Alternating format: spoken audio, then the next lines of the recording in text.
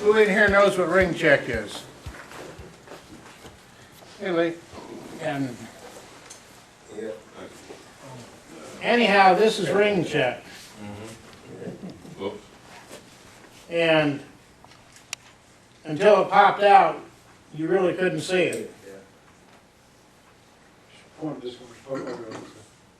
Okay? Well, let me show you the other piece.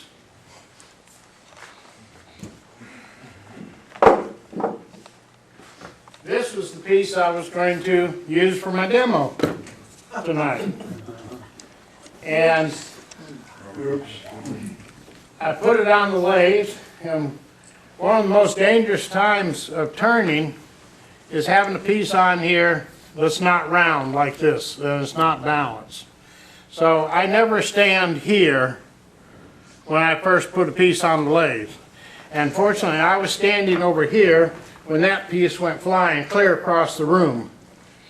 And if that chunk of wood that went clear across the room 20 feet away had hit you in the head, you'd be on the floor, unconscious. So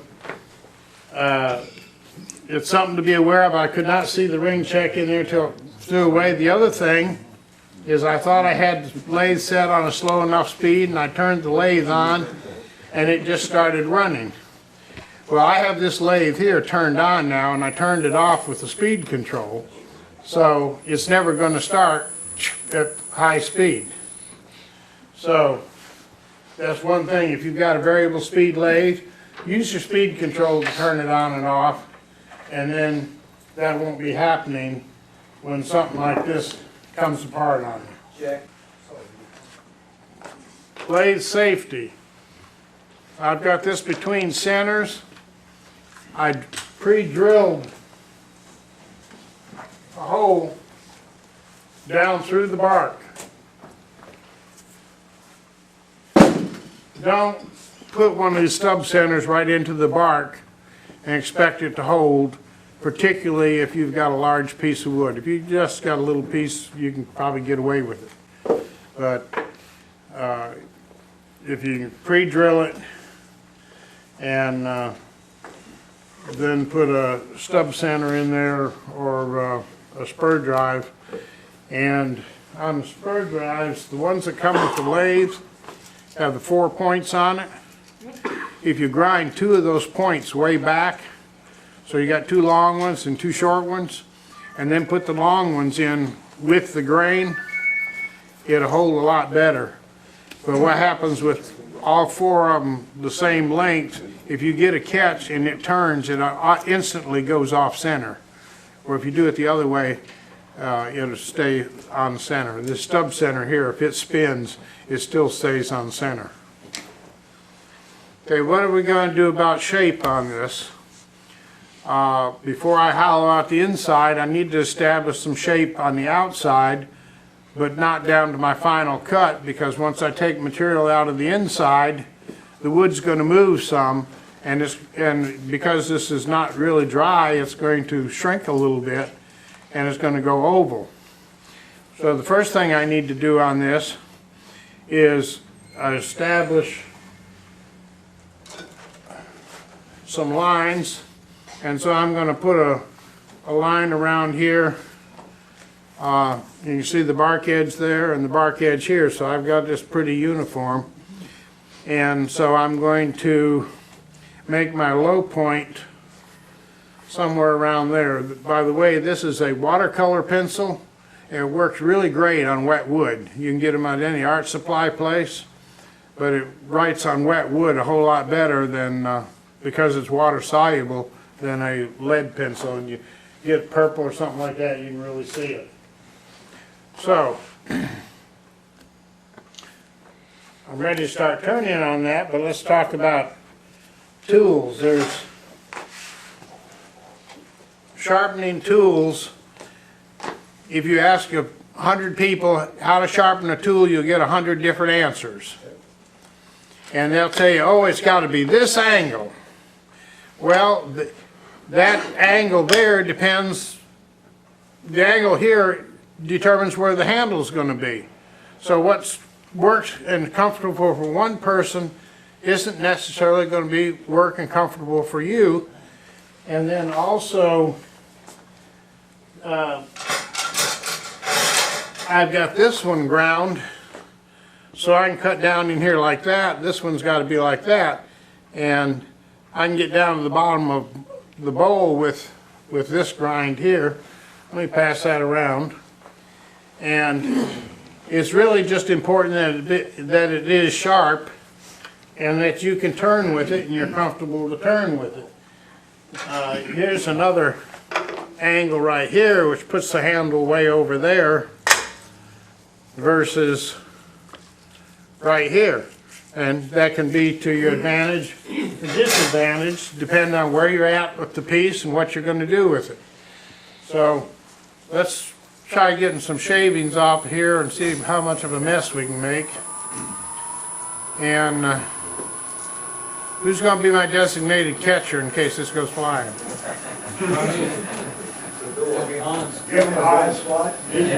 Hans doesn't know any better. Right. His own person is This never turns, so I don't know. This handle right here needs to be snug. It doesn't have to be cranked down really tight. It's just to keep this from moving and vibration. This thing can walk a little bit and that'll keep it from it. Jack, is that an extender between your tailstock? Yeah, that gives me a little bit more room over here to get my tool rest over here on the end. You can get them in 6 and 8 inches. It's male, female, Morse taper. And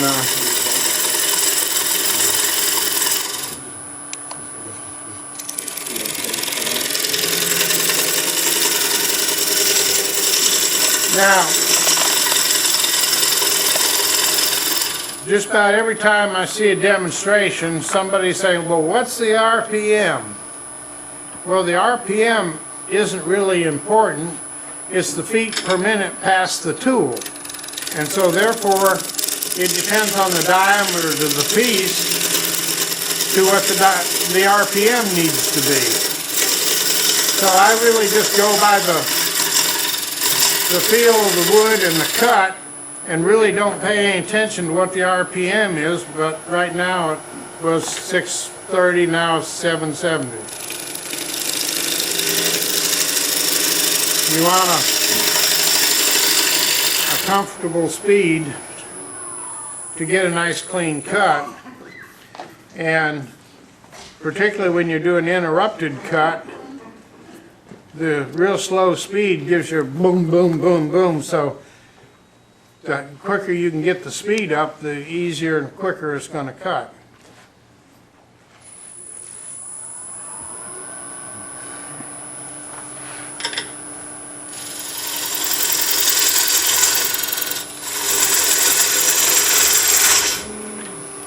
I can take questions if anybody has any. No questions? What kind of wood you got to do that? This is red maple. It's got ambrosia in it, which is the ambrosia beetle that drills into the wood, and it carries the fungus with it that it propagates and lives on, and the fungus is what causes the staining in the wood. And the actual fungus itself and the species of the wood determines what color the staining is going to be. And in box elder, you get a red stain.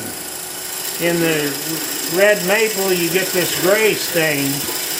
And I found that putting some yellow dye on the piece of wood actually heightens the staining and makes it look a little better.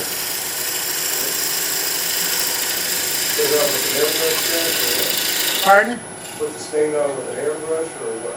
No, I use some aniline dye that my father had. It's Sherwin-Williams. It's alcohol base, and I got several gallons of different colors when my father passed away. And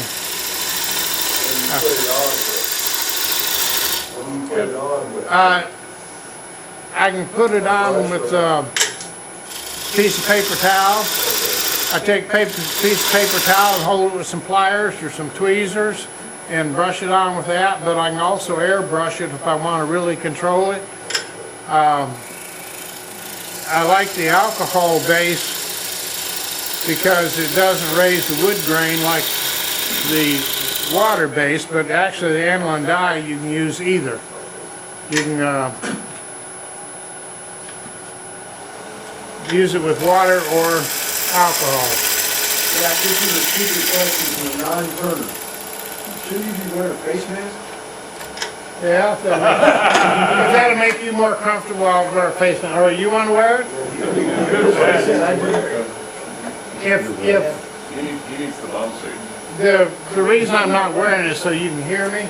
I'm sorry. If I was worried about something coming loose, I would be wearing it. When I'm roughing out at home, I do wear it sometimes. Obviously nothing comes loose in this species. Well, you see, I try not to stand in the line of fire. That's important number one.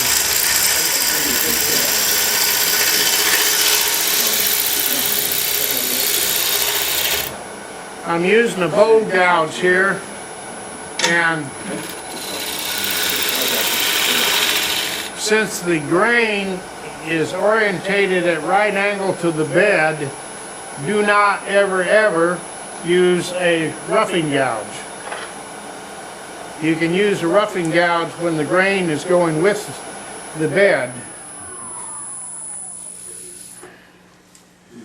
But you see, the grain is going crossways here, so as this turns around, I'm dealing with end grain, side grain, end grain, side grain. And also that makes a problem when you're sanding, because the end grain doesn't sand as easy as the side grain.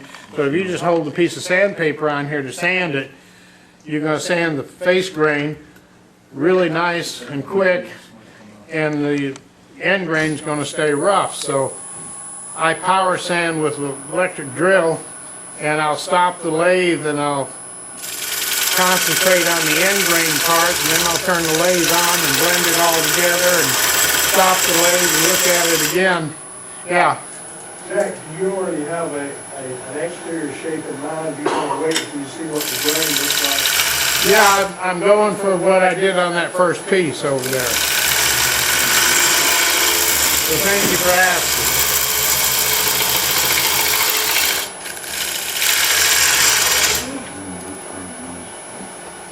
I'm trying to get some of this off the bottom here, and then I'm going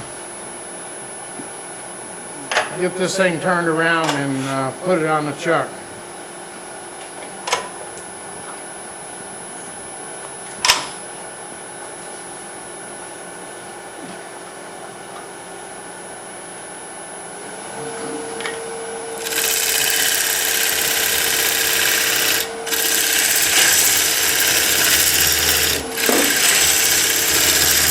I'll be using a Nova chuck. Yeah, they're made in Australia. I mean New Zealand rather. The Vic mark comes from Australia. And well, there's quite a few different chucks on the market. Most of them are pretty good. I've marked this on the end, the diameter that I need for my jaws, which is right there.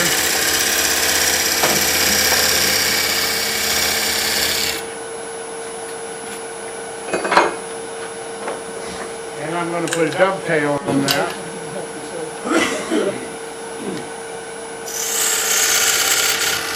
A word of caution on this tool: don't push it straight in and cut on both sides at the same time. You're about guaranteed to get a catch. Push it one way or the other way. Just cut it on one edge at a time.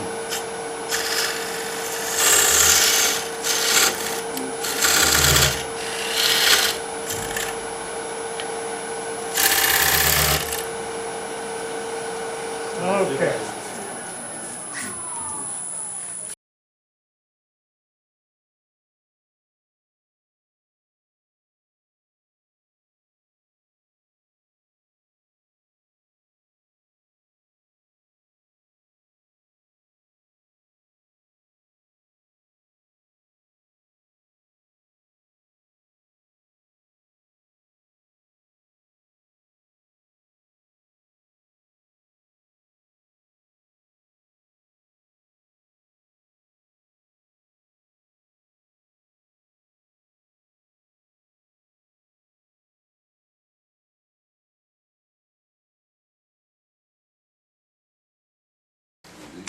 Catch ants.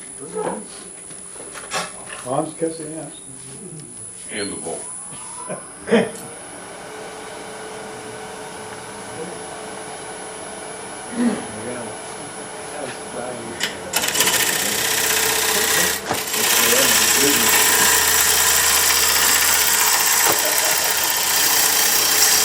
Good job getting Rob.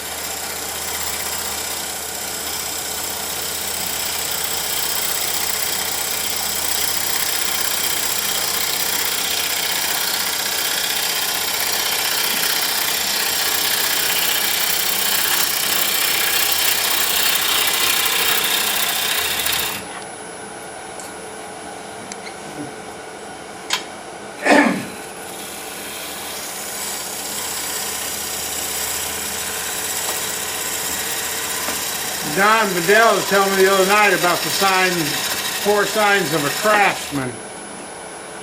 Number one, he makes it look easy. The master. Oh, the master, okay. He makes it look easy. And what was the second one? Hides his mistakes very, very well. Yeah, he hides his mistakes and he doesn't tell his mistakes. What was the other one? Most important, he knows when to stop. Oh yeah, that's right. He knows when to stop. Okay. And the fourth one, he has a good We're not memory. never seeing out.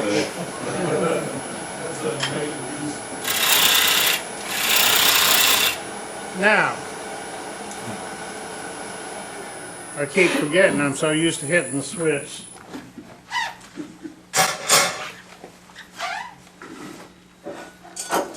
Would you mind rotating that piece by hand just to show the pattern there? Okay. One way I can drill this is this way.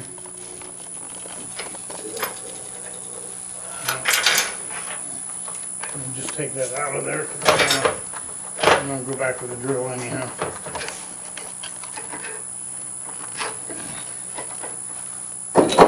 Depending on the size of the piece, I can get my hole in here like this. Keep your lathe speed down. But one of the problems with doing this, one I was working on earlier, you see this is bouncing and my hole ended up off center, and that got to be a real booger bear down at the bottom to cut down in there because it kept hitting the hole and throwing it way off. So I'm going to drill it with this, and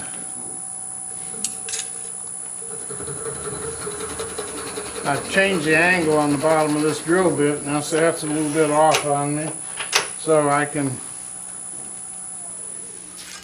turn the lathe off before I move the tool rest. It's very important. If the piece is perfectly round, you can get away with it, but when it's not perfectly round, you're going to get in trouble.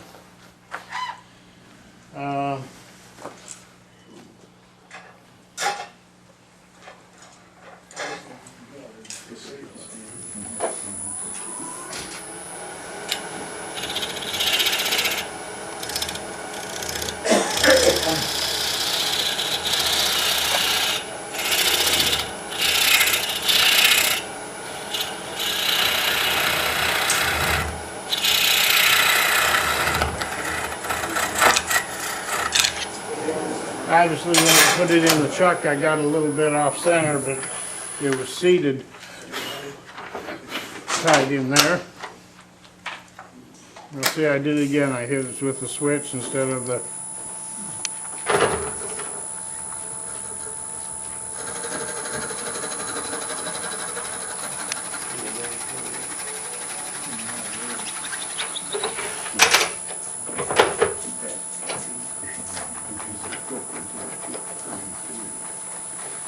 Need a power winder on this thing.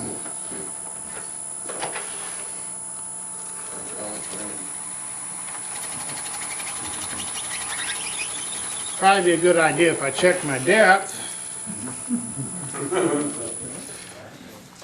And I can go into this ring right here on the drill bit.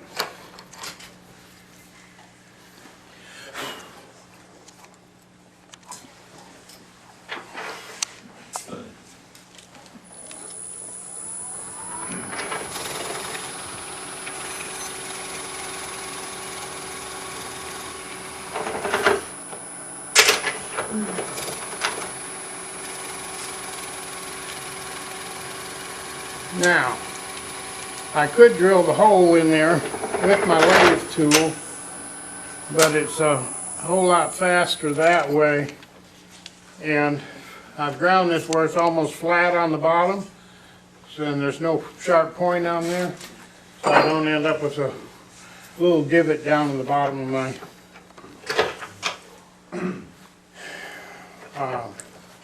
bowl. And I'm going to hollow it out from that hole that we have there. And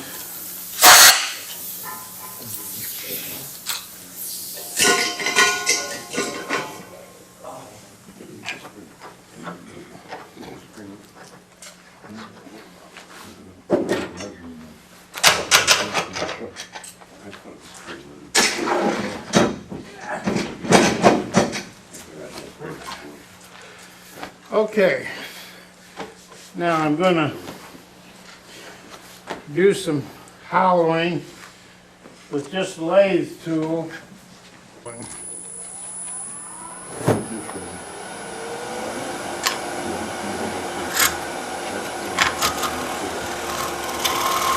Now one thing, problem with that is you got to really stiff on this, and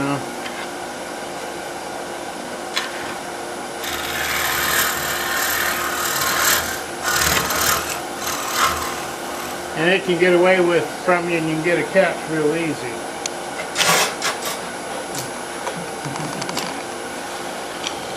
Now this, with this sharp angle, I can turn it with the flute at 2 o'clock and go in here and shear off.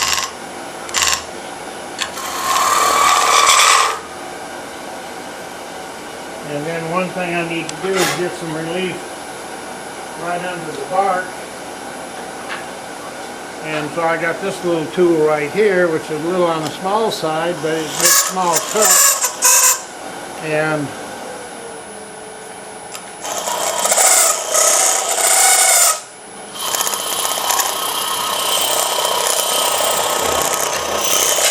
so I got a little bit bigger one ordered. Jack, what's the proper way of sharpening that? This? Bit tool, yeah. Well, you can sharpen around the edge, or you can just sharpen the face. If you sharpen the face too much, pretty soon there's nothing left, so I kind of do a little bit of both.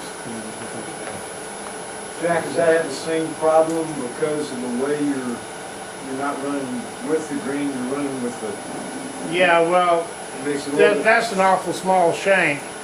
And you see, you can't put your tool rest there because it's going to do that on you. So your tool rest has got to be back here, and But I'm saying the inside of that bowl is harder to hollow out because the green's going... no, not necessarily. The wet wood's not a problem. This is John Jordan tool here, and this one, I've got a bigger one also, and this one's a 1/2 inch. So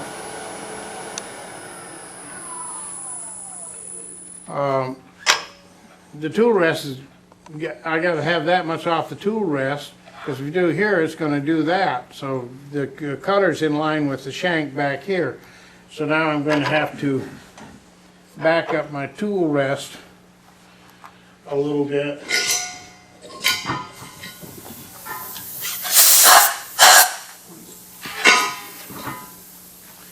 And a little bit more.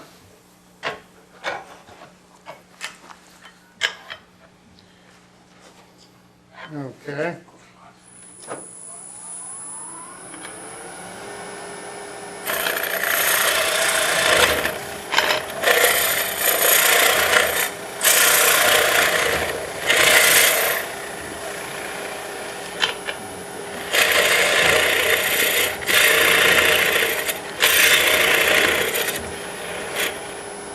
One comment I'd like to make is you always feed your tool from back here.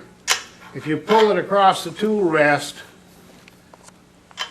you're gonna get jumpy cuts, because what happens is you pull it out of the cut and then you push it back in the cut, you pull it out of the cut, and so you get an uneven cut. So you should do all your feeding back here and steering and everything back here.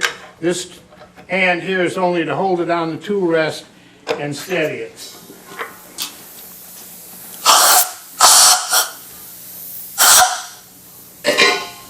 Ooh, that stinks. Smells like propane.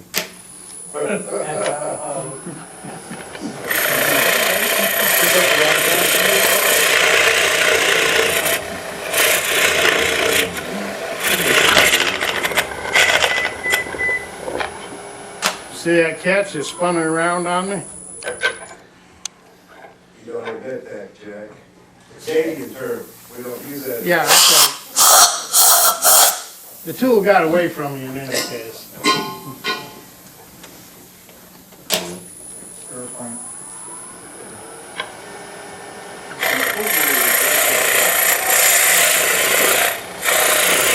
Notice I do not stick the tool in the hole and then turn the lathe on. Nor do I turn the lathe off with the tool in the hole, because if I reach over here to turn the lathe off and turn loose here, that's when I'm likely to really get in trouble. So it's just not a very good idea. Hey Jack, Yeah. since you're going in at such a weird angle, what kind of stance do you have while you're standing at the lathe? I'll show you.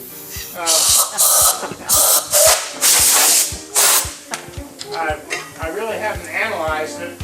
It's whatever I can do to get a good grip on the tool and move my body with the tool. Because working out here like this, you can't hold that in.